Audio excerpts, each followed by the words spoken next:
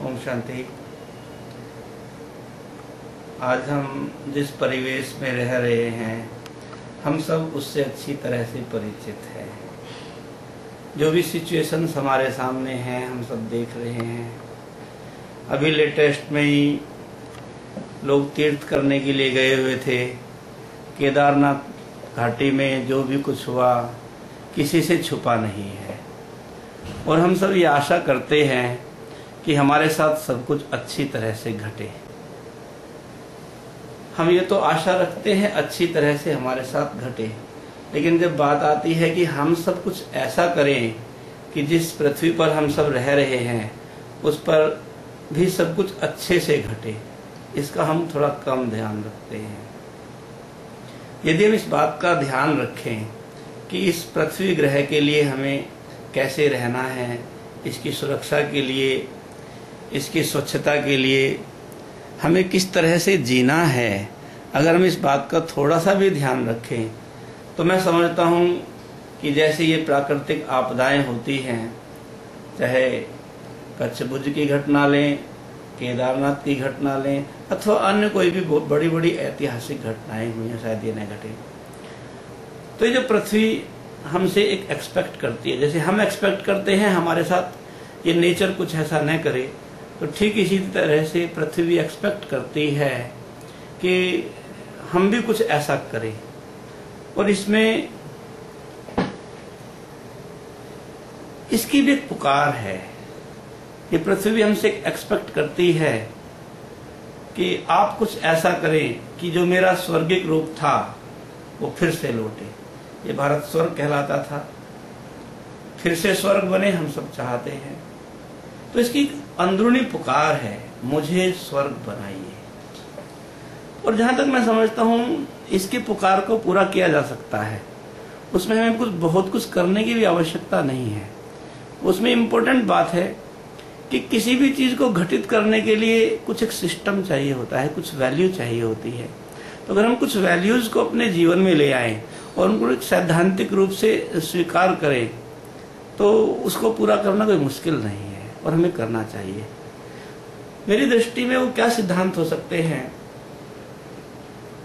जैसे कि एक सबसे मूल सिद्धांत है कि हम भगवान के साथ जिएंगे।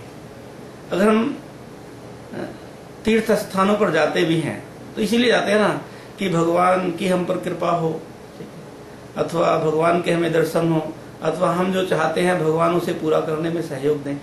तो हम एक सिद्धांत जीवन में अपनाएं कि हम ईश्वर के साथ जिएंगे। ऐसे ही इस पृथ्वी ग्रह पर झगड़े नहीं हों, उसके लिए एक मूल भावना अगर हमारे अंदर रहे कि हमारी जो मूल आइडेंटिटी है कि हम आत्मा हैं, और हम एक सिद्धांत बना लें कि हम आत्मिक रूप में जिएंगे, तो ये हिंदू मुस्लिम के झगड़े नहीं हों।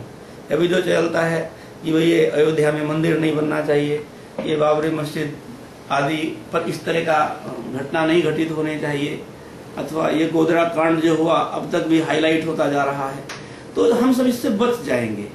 तो हम अपनी मूल पहचान जो हमारी आत्मिक पहचान, हम उसमें जिएंगे। ऐसे एक सिद्धांत है, हम साथ साथ जिएंगे। जब इस पृथ्वी ग्रह पर रह रहे हैं, हमें साथ साथ जीना है, तो हम साथ साथ जिएंगे। अलग होकर के हम कुछ नहीं कर सकते हैं। ऐसा एक सिद्धांत है कि हम ऊंची दृष्टि के साथ जिएंगे। हम जो भी कुछ करने जा रहे हैं हमें मालूम होना चाहिए हम ये क्यों करने जा रहे हैं।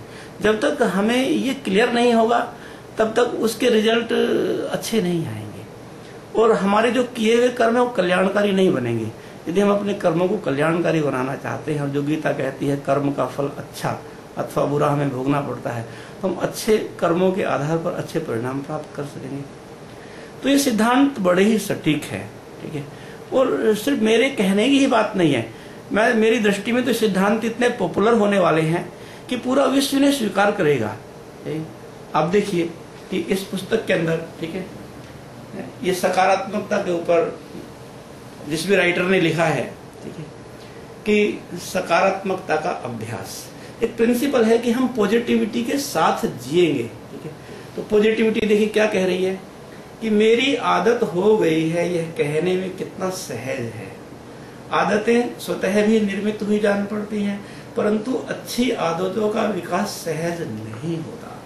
तो ये जो बात है कि हम सकारात्मकता के साथ जिए, जिएंगे तो इसमें हमें अच्छी आदतों का विकास करने का अभ्यास करना होगा। ऐसे एक सिद्धांत है कि हम रचनात्मकता के साथ जिएंगे। जब हम कह रहे हैं कालांतर में देव युग था, स्वर्ण काल था, ठीक है, देवी दुनिया थी, पैराडाइज था, बैकुंठ था, सभी धर्मों ने भिन्न भिन्न रीति से इसको नाम दिए हैं। तो जरूर ये पृथ्वी थी। तो अगर हम इसको फिर से वो स्वर्गीय रूप देना चाहते हैं तो हमें क्रिएटिविटी को अपने अंदर जनरेट करना होगा, क्रिएटिविटी को कार्य में लगाना होगा। ऐसे एक सिद्धांत है कि हम रोल मॉडल की तरह जिएंगे। आज संसार में एक दो को बड़ी शिकायत है, इंसानों को आपस में भी एक दूसरे से कहते हैं भाई आखिर करे कौन, कहते तो सब है पर करता कोई नहीं है। तो मैं तो समझता हूं कि लेखक ने इस पुस्तक के माध्यम से एक शुरुआत की है कि मुझे स्वर्ग बनाइए, ठीक है।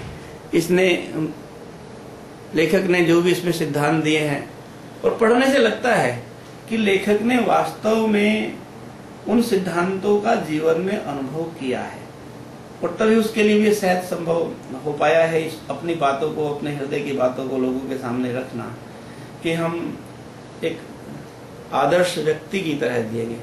तो मैं देखता हूं कि ये पुस्तक भी अपने आप में एक आदर्श ही है, ठीक है, जो हमें दिखा रही है कि ये पृथ्वी कैसे गोल्डन एज वर्ल्ड थी, कैसे इसको ग्रीन वर्ल्ड फिर से बनाया जाए, पोल्यूशन की समस्याएं कैसे खत्म की जाए और इस प्लेनेट को इसका वही रूप दिया जाए, ठीक है, जो स्वर्ग कहलाता था।